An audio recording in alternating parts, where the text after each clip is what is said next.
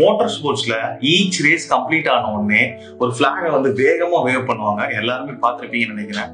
So recent இயர்ஸ்ல இது எப்படின்னாக்கா செலிபிரிட்டிஸ், பெரிய பெரிய ஆட்கள், அதாவது யார சொல்றது, ஃபார் எக்ஸாம்பிள் ஆப்பிளோட சிஇஓ டாம் ஹாலண்ட், அதுக்கப்புறம் வில் ஸ்மித், இந்த மாதிரி எக்கச்சக்க பேர் வந்து வேவ் பண்ணியிருக்காங்க.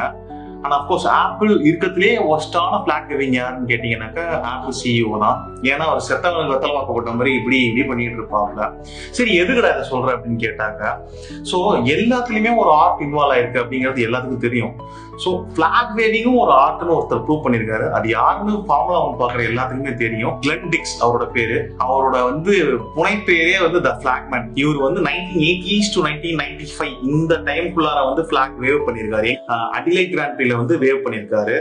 அண்ட் அதுக்கப்புறமேட்டு ஆப்வியஸா வந்து அதை மூவ் பண்ண ரீசன்னால இவர் பண்ணல.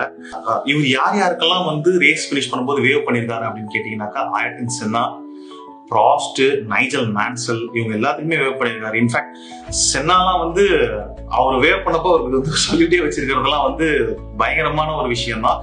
அட் த சேம் டைம் அந்த ஃபுட்டேஜ் எல்லா வீடியோலையுமே யூஸ் பண்ணிட்டு இருக்காங்க. எல்லாருக்குமே தெரிஞ்சு பயங்கரமா டான்ஸ் ஆடிட்டே சுத்தி இருப்பாரு.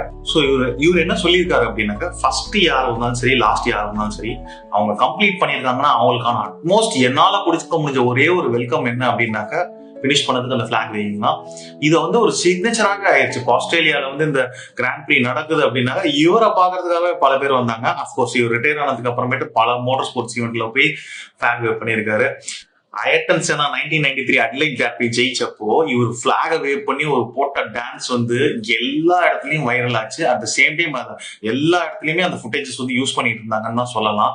ஸோ மோட்டார் ஸ்போர்ட்ஸ் பத்தி நிறைய ஸ்டோரிஸ் தெரிஞ்சுக்கணும் அப்படின்னாக்க என்னை ஃபாலோ பண்ணுங்க, லைக் பண்ணுங்க, ஷேர் பண்ணுங்க, சப்ஸ்கிரைப் சொல்லுங்க. Like, share, subscribe.